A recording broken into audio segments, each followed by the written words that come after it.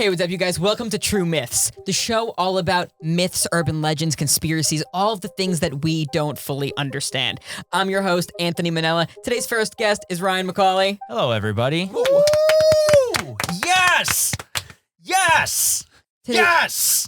Today's second guest, Austin Murphy. First time on the pod. Hey. On the new pod. Hey, 3 P's in the pod. Look at us. Guys, today's episode is all about murderers. And not just your ordinary killers by any means. These are going to be some absolutely insane stories. Do you guys believe in murderers and serial killers? No, I think they're very fake. It's hard to tell. Okay. I've never been murdered or serial killered, but I think they might be out there. I thought I Okay. saw one once. You think you did? Yeah. It could have been anything, though. It could have been A watermelon? a watermelon. Or like a orange? Or like a sliced watermelon more. Yeah. Like, because there was like a knife in... A dinosaur. It could have been a dinosaur. Yeah. No, dinosaurs aren't real, okay? Oh. Yeah, so today's stories are 100% confirmed to be true. Usually, when we read stories on this podcast, they're about ghosts and things that we really can't confirm, but all of these are 100% true, and we would like to do more episodes like this going forward, because it's fun to discuss things that we know have actually happened, rather than speculate whether or not the thing is real. There is a few details in some of these stories that are speculative, that maybe aren't 100% confirmed, but like 90% of all of these are confirmed true, and these are all real people, all real murderers, for sure. While we're on the subject of murder, you want to hear a story that's even scarier than murder that I experienced recently? Sure. Sure. It's a very quick story. Okay. But I was in a store, and I was using the bathroom the other day, and I witnessed a man blow his nose into the sink. Ew! Like no tissue, nothing. Like he literally just walked up to the sink and just blew out his nose into the sink. They have like paper towels and stuff. Yeah, it was disgusting. That's gross. I was horrified. Okay, yeah, maybe that is scarier than being murdered. I don't know. We can explore that topic in a future episode. Yeah, men who blow their noses in sinks. Yeah. And if you have any stories of yourself doing so, actually, you know what? I'd rather not hear it. Story number 1. Okay, are we ready to jump into our first story? I've never been more ready. I'm scared. So am I. Story number 1. This is a story about someone named H.H. Holmes, a man we'll refer to as Mr. H. He was very sinister and evil. He was born in the 1800s, and as he grew older, out of adolescence, he could be identified as a monster. He was no ordinary person, he was evil incarnate. Mr. H began to build up quite a rap sheet as a con artist. He would go quickly from one town to the next, committing insurance fraud to amass some wealth. Now, insurance fraud today can vary greatly. Getting hurt at work and lying about to collect money isn't unheard of. This is not the insurance fraud that Mr. H was committing. Mr. H was stealing deceased bodies from morgues, and he was chopping them up in gruesome fashions.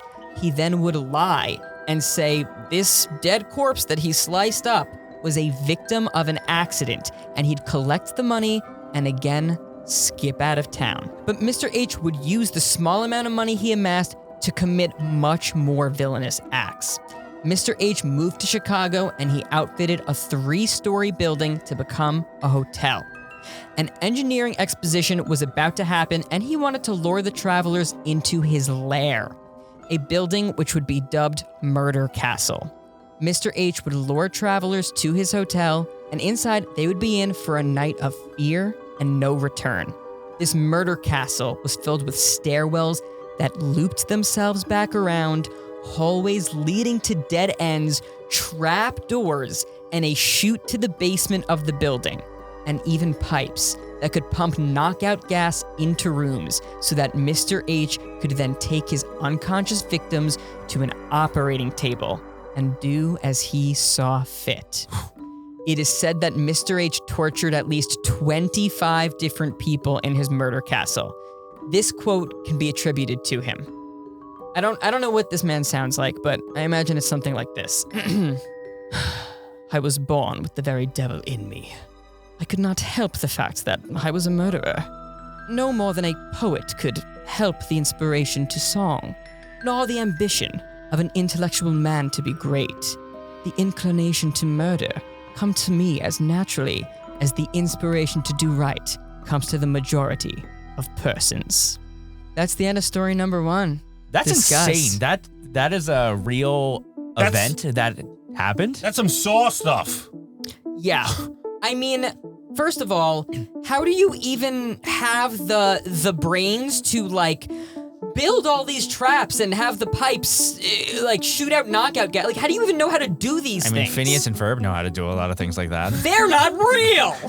It's also a bit weird too, because that's a long time ago, right? Like he was born in the 1800s, and he was able to turn this hotel into this labyrinth. Well, Scary. people of the 1800s, there's two things about them. One, they are notoriously more evil. If you're born in the 1800s, you have at least like 75% evil within you. I want to say people back then were smarter.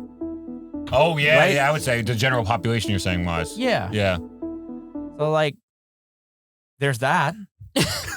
You know, clearly this guy had a lot of confidence in himself, because if I was building all of these things and like I had contractors and I was telling them like, yeah, this is a hotel, like do this for me, and also just like put like a trap door here. Like, in what world is no one questioning this? Yeah, that's kind of funny that he's just like, yeah, so I want you to like have these stairs loop back, and I want there to be like 16 dead ends, and put a couple like trapdoors and spikes that come out of the ceiling.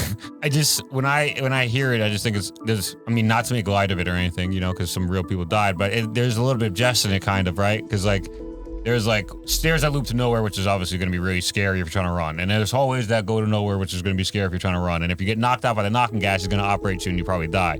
There's also like a chute to the basement. This sounds like a slide.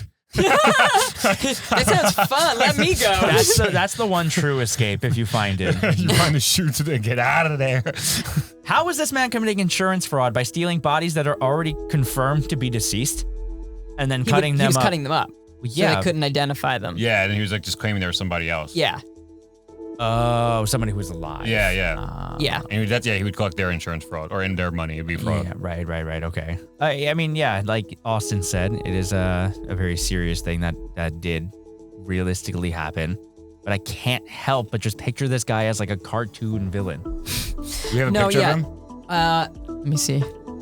Just when you said cartoon villain, I'm like, I kind of want to know what he looks like then. What if he looks like a cartoon villain? I'm imagining like the monocle and like the mustache. Oh my God, he is the epitome of what I would have imagined. No shot. No way.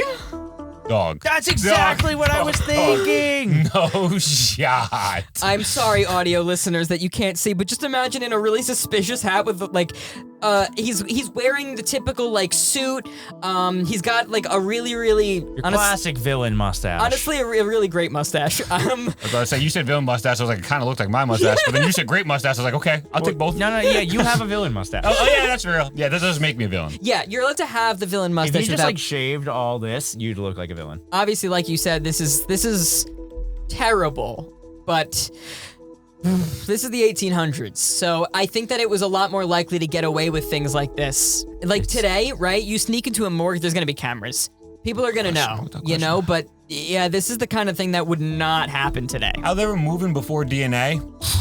Unheard of. Yeah. Unstoppable. Yeah, right. DNA evidence was a real downer for Crime. We went backwards in society when we discovered we could do that. cameras and DNA ruining everything. No, obviously not. All right, let's move on here. Story number 2. This is about someone named Armin Meiwes. Perhaps one of the strangest murder stories of all speaks of one man, we'll say Mr. Wes. Now, Mr. Wes has only killed one person in his entire lifetime, but the way he did it is so strange. It's almost stranger than words can describe. Mr. Wes wanted to eat a man, but he wasn't one to be aggressive or assertive about it. He wanted to eat a man, but he didn't want to force a man to be eaten. So, Mr. West put out an ad for a man to be eaten alive by him. Yes, he quite literally put out an ad to find someone in hopes that they would agree to be eaten alive by him. Someone took it, didn't they? In what world would anyone agree to be eaten alive by another person? Well, in this strange world, someone would agree to this advertisement. Lots of people would. Yeah. Mr. West and this said person would exchange communications back and forth before eventually meeting. When they met each other, they had dinner, cordial discussions, and Mr. West repeatedly asked the man who accepted to be eaten alive for his consent. And the man just agreed. Finally, the act was set to be done, and Mr. West would in fact eat him, and the man would die. West would actually go on to express deep regret for what he did, and was also not initially convicted of murder due to the tricky nature of the case. The man knew he was going to be eaten alive and accepted the proposition, but eventually, Mr. West would be tried for murder and found guilty. And that's the end. I hate that story. I had to hold back laughter. I'm sorry. I know that sounds terrible, but who would agree to such a thing? There's literally so many people. I feel like people are so weird. They are. That like, That's true. so many people nowadays would just be like, yeah, I'm in. Yeah, this is the kind of thing where I feel like the person who agreed to this, they must have been like, you know what, I'm done. I'm done here. I did all I've needed to do. I'm successful, I'm handsome, and my life is over. Hey, we don't Let's know. be eaten. We don't know any of that. We don't know if they're successful or handsome. Could be the opposite. I'm ugly and broke. Please eat me. Hey, the handsome I part. didn't say that though. Don't quote me on that. I'm not ugly and broke. I'm actually gonna clip that part just out of context and just Austin saying, I'm ugly and broke, eat me. You remember? Very aberrant. I don't think that even if I said, you know what, it's my life here is done, I've done all I needed to do, this is the last way I'd want to go. I think the last way I'd want to go is drowning. I mean, that's not But really. this is also a close one. My point here is, Like, yeah, someone hears that you were drowned, it's like, oh, that's really sad. If someone hears that, yeah, he died because he agreed to be eaten, it's like a completely different thing. Pretty embarrassing. It's really It's really embarrassing. I think the funny thing about this whole story to me is like, this guy, his whole life was just like, I want to eat someone. I want to eat someone. And then someone agrees. They have this whole thing. He finally gets what he wanted. He ate the guy. And he's like, made a mistake. Shouldn't have done it. No, imagine him showing up to the police station like, listen, I gotta turn myself in. I ate a man who agreed to it. And they're like, we can't arrest you, he agreed. Officer And Dan. yeah, he's trying so hard to be arrested, but they're not arresting him. It's Eat a Man Day. It's like, you didn't do anything wrong, bro. Any last things we want to add here before we move on to our next segment? If anyone looks deeper and you go into the comments, can you tell me if he used any seasoning? Very important. Love that. Also, what seasoning specifically? We are going to move into a little mini game here, but I'm going to be playing along today because guess what? Austin has prepared our mini game and he is going to guest host that segment for us. Give him a little round of applause. So this game, there's gonna be 5 different questions. I'm gonna ask each of these people. They can agree or they can disagree. But what it is, I'm gonna ask them if I'm telling a fake story or if I'm telling a real story about a murder. Okay. Did you make up the fake ones? These fake ones are based on something I will tell you after the round. I didn't make them up. I referenced something for them. Got it. I'm gonna lock it now. Every single story is fake. Yeah, you're Okay, I'm not doing that. I'm gonna take that back. The first story is called Murder by Umbrella. During an unknown time at an undisclosed location, a man laced an umbrella point tip, so he laced the umbrella point tip with poison before stabbing a man in his thigh, which then killed him. Anthony, I'll allow you to answer first. You both can pick the same answer as well. Please, everybody at home, answer as well. I believe this can happen. It's like injecting someone with something. Yeah, I'm gonna say this is real. Okay, Ryan? My gut also says it's real. I also just love the start of it. An unknown man in an unknown time in an unknown place with an unknown man holding an unknown umbrella. Yeah, something about it says that it's real. That it's specifically the poison to the thigh. Yeah, because that's where like you inject your EpiPen when you're having allergic reactions. So because that's like how you very quickly get adrenaline and stuff into you. I would believe that that's how you get other things very quickly into someone as well. Yep. Okay.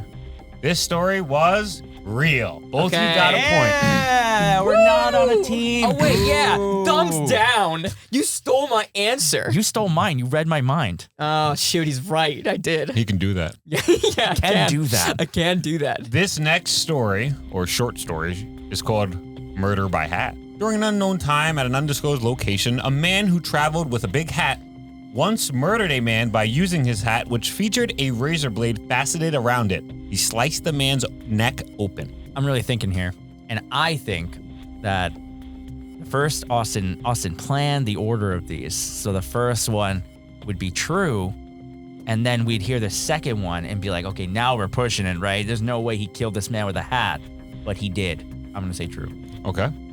I was actually going to say false. I think that this is like Cappy from Mario or something like that. I'm going false. The answer was false. Ridiculous. It was false. Ridiculous. Okay, this next one is called It should have been true. Mr. Slightly Invincible. Okay. During an unknown time, at a disclosed location, Russia, a mystical man who was hated by all of his peers for getting so many women was killed. He threw a party and they fed him a poisoned cake. However, this cake did not kill him. They then took out a gun and shot 2 rounds into his head and it did not kill him. They then fired another 6 rounds into his body and he died. Something is telling me that this is also fake. I'm just getting vibes that it's from something. I'm going to say that this is real. I think it's very common fact that Russians tend to be a little more durable than the average person. Is that your final answer, everybody? Yes. The story was true. We have Okay. a tie game, 1-1. This next one is called Death by Flying Lady. During an unknown time period, at an undisclosed location, a woman who is usually found in the market was quite a drinker. Well, one day 2 men were having a dispute over something nearby, when one of those 2 men picked her drunk self up and threw her into another man, killing him with blunt force trauma. And I'm going to say none of that happened. It's fake. Okay. I was going to say true because I've dodged many a flying women in my time. They're just constantly throwing themselves at me and I'm constantly like, whoa! So because I've had a similar experience many times, I have to say it's true. This one might not be, but I'm going true. Well, the story was false. Ryan is now winning 2-1. Okay. And we're on to the final story. Good. This one is called Murder by the Docks. During an unknown time period at an undisclosed location, there was a sea down by the docks where a legend stood tall of a sea monster, but no one could confirm it. That is until one day, a man was seen being dragged into the water by a giant squid. Here's the thing. Whatever your answer is, I'm going to by default pick the opposite because I have no way to win. I guess that's true. Yeah, that's true, yeah. So So- I either win or we tie. I think personally that this is false, but I'm willing to go true if you were going to go false. I think I was leaning towards false. I don't even know anymore, honestly. But when you read the title, like Murder by the Docks, I knew it was talking about docks by the water, but I wanted to believe it was Murder by the Doctors. Like several doctors all work together, and they all work together to form a giant squid. I need an answer, Ryan. What do you False. got for me? False is your answer? So False Anthony, you're going with answer. true? I agree with Ryan, But you want to go true so you get points? but I can tie him if I get this right, so I'm going opposite. Okay. This story was, in fact, false. Ryan's going to win the game 3-1. Everybody who's watching at home, make sure you comment your score down below. Let me just say, all of the stories that were fake were based on Mortal Kombat. That's why there was 2 men fighting each other. That's actually a brutality in the game. You throw the woman in the background at somebody and they explode. That's so fun. The story with the razor hat is Kung Lao. He has a razor hat. Yes, yeah. And the final one, the 5th one, there's a brutality in Mortal Kombat X where a squid will take you and, it just explodes your body. And the Russian one is really how they claim Rasputin was killed. That's actually how they say he was killed. Our final story here is a bit longer than the first 2, but it's really crazy. So buckle up. Oh, God. Story number 3. This is about someone named Belle Gunness. So, Belle was a woman from Northern Europe, born in the mid-1800s. She worked her childhood to save money to move to America, and when she did, she moved to Chicago. Belle married a man, and the 2 of them owned a candy store together. This is where things can first start to be documented as rather odd. Some very well-timed and inexplicable events occurred. The candy store and her home were both set ablaze, and Belle and her husband collected insurance money from this. But there was never any blame, and no one was found guilty for these acts of arson. But it gets worse. From there, Belle also had 2 babies who were stated to have died from an enlarged intestine. Belle would collect life insurance policies on both of these children, but many people in the neighborhood never saw Belle pregnant and questioned if the babies were even real. And they both died from having too big of an intestine. What a coincidence, right? Like, she couldn't just make up something different. That's so strange. And finally, the most coincidental insurance payout of them all: the death of her husband. Her husband had 2 insurance policies, one ending one day, and the next goes into effect the same day that the first ends. So there's only one day that the insurance policies both overlap. On that one day, Belle's husband was found dead by Belle. Of course. And she recounts he had a headache, laid down, and then when she found him, he was dead. Just like Bruce Lee. What? That's how Bruce Lee died. Yeah. Oh, really? Yeah. Well, probably not by his wife murdering him. Well, But yeah. he did not have Well, a candy store. Now I'm skeptical. Maybe this is about him. Belle was able to cash in both insurance policies for her husband's death. This is incredibly well timed. The fire to her house and candy store could happen. The death of her 2 babies no one ever saw or heard of. Weird, but maybe it's plausible. 2 life insurance policies are in effect for only one day, and that's the exact day her husband dies? Way too coincidental. But Belle would not be tried for any of this. She would collect all of the insurance payouts. As she should. She's a grieving woman. And what she would do with it? she's also a candy store. Belle would take this money and purchase a farm in Indiana. She would then find another man she would settle down with and marry. We can call him P. P had an infant daughter, but in Belle's care, the daughter was found dead when P returned home from work one day. Several months later, P was also found dead, and Belle stated a meat grinder smashed him in the head from a high shelf while he was reaching for it. The coroner's office even suspected foul play, but nothing became of it, and Belle would take the life insurance. This whole story has been wild so far, but this is where things get really crazy. Worse? Oh yeah, Belle would put an ad in the paper stating she's a widow with a farm and she's looking for a suitor to help her tend the farm. Multiple men would come to Belle's household and none would leave.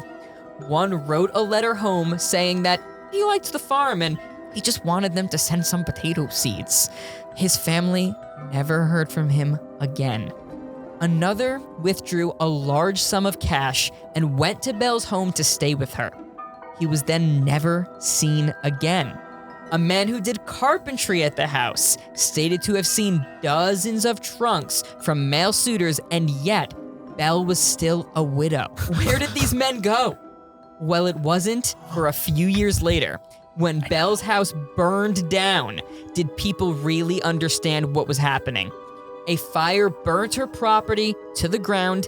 A headless woman and 3 children were found dead at the scene, and her groundskeeper was arrested for the arson committed. It wasn't until then did a brother of one of the deceased also travel to Indiana to tell the police he suspected foul play in his brother's disappearance. It was then found that his brother, as well as a dozen other people, had been murdered and buried in the farmland. The headless woman was believed to be Belle, but her groundskeeper admitted that he burned the house down and drove Belle to the train station. Belle would go on to never be apprehended for her crimes. And that's the end of the story. Look, I'm gonna be honest, I was hoping for aliens. It's like all these men keep going to the farm. She's actually and none of them return. they're not coming back. She is working with the aliens and she's giving them these men. No, listen. Here's what I have to say, right? How desperate are all of these men to just keep going to this random woman's farm and just blindly trusting her? This must have been like the most beautiful, most charming, charismatic woman in the world for all these people to keep trusting her, and not a single one of them had suspected a single, like, no one thought anything was off about her?